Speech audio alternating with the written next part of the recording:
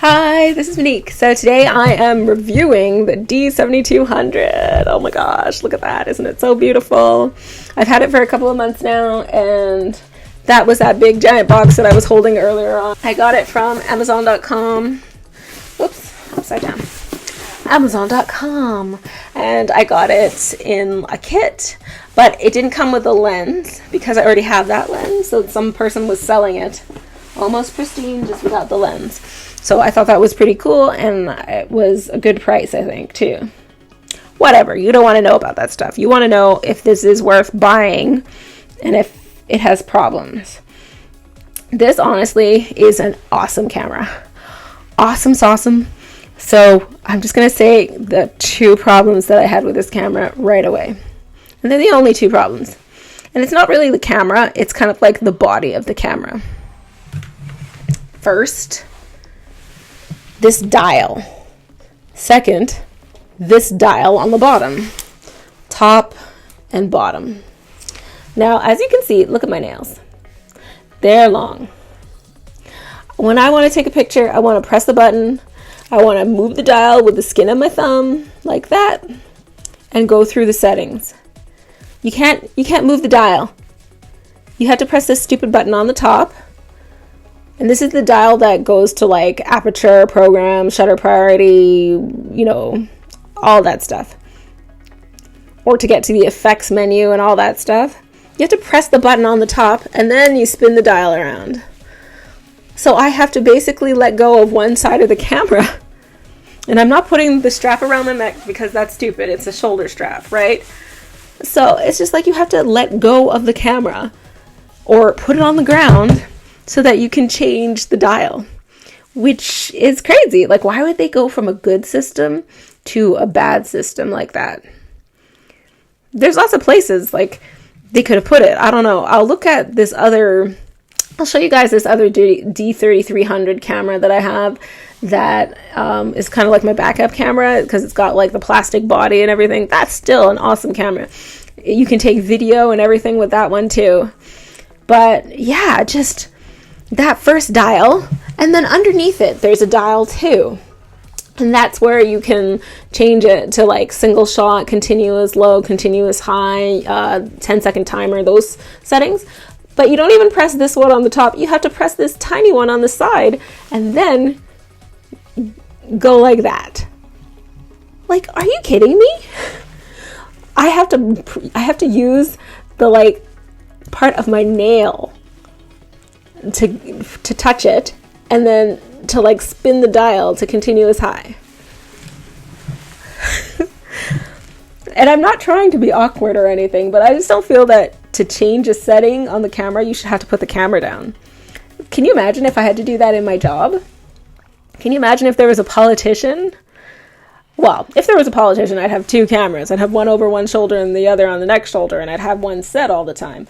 But can you imagine if I had to change the setting really quickly? Oh, I'm sorry. Let me put the camera down and use two hands to do this.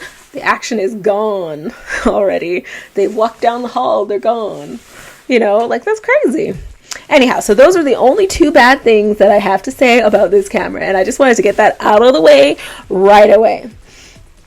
Awesome stuff about this camera. Takes awesome photos. The motor is quiet. Let me turn that off of there. Look at that. Look at that. Okay, I'm turning it. I have to turn it on. Look at this. Oh, that's the perfect example. I had to turn it from flash to like autofocus without the flash. Anyhow, really quiet. One thing that I haven't been able to figure out yet is how to turn off that kind of like preview light. I figured out how to turn off the sound because it made that horrible sound. You know the sound that I mean when you take a picture, it goes did like that. So I figured out how to turn that off. You can turn it off. So that's great. You can take videos, access Wi-Fi with this, really amazing. Live view is on it, so you can go live view with that little button on the back down there. And I will do that now so you can see.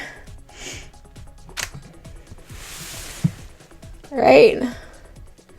And you can take a video, and so that's awesome.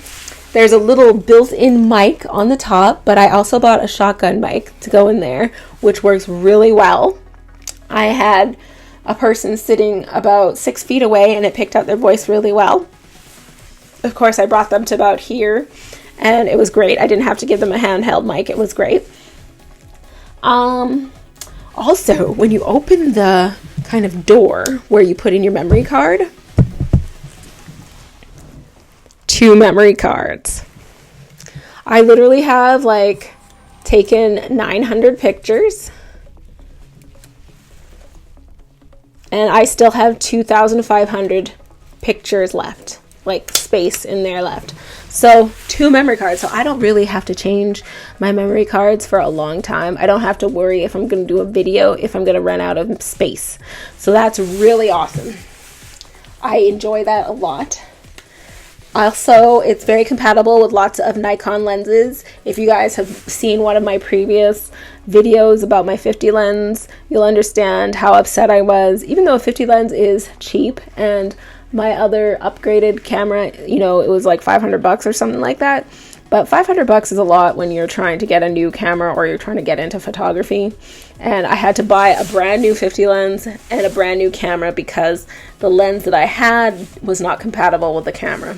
And that was my own fault, but I didn't realize that. I didn't realize that, you know, there were special Nikon lenses that were old. Anyhow, there is a headphone jack and all those sorts of things on the side. One for USB, one for the mic. There's HDMI port as well on the side, which is really, really cool.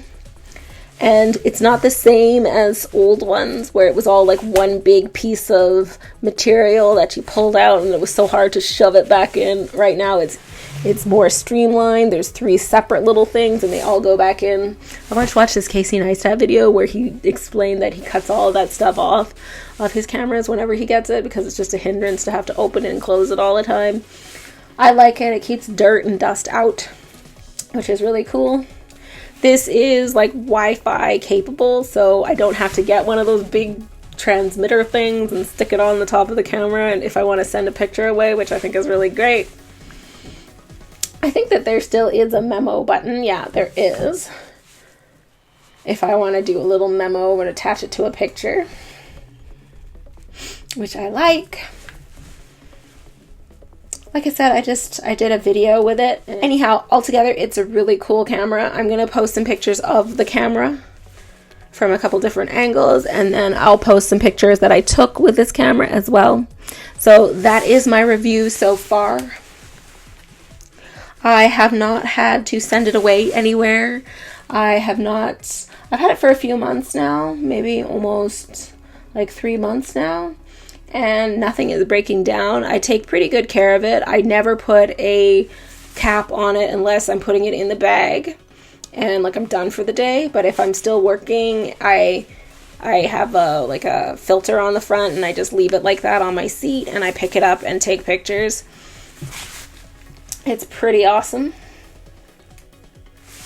Okay guys, so this has been a review about the Nikon D7200 camera. Right there.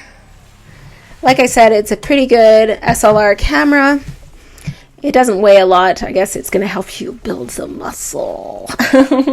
But anyhow, it's a very good camera. There are just a couple of like design flaws that are a little bit difficult for me, being somebody with long nails. But even if I didn't have long nails, I think it would be really cumbersome to have to put down the camera and switch the dials all the time.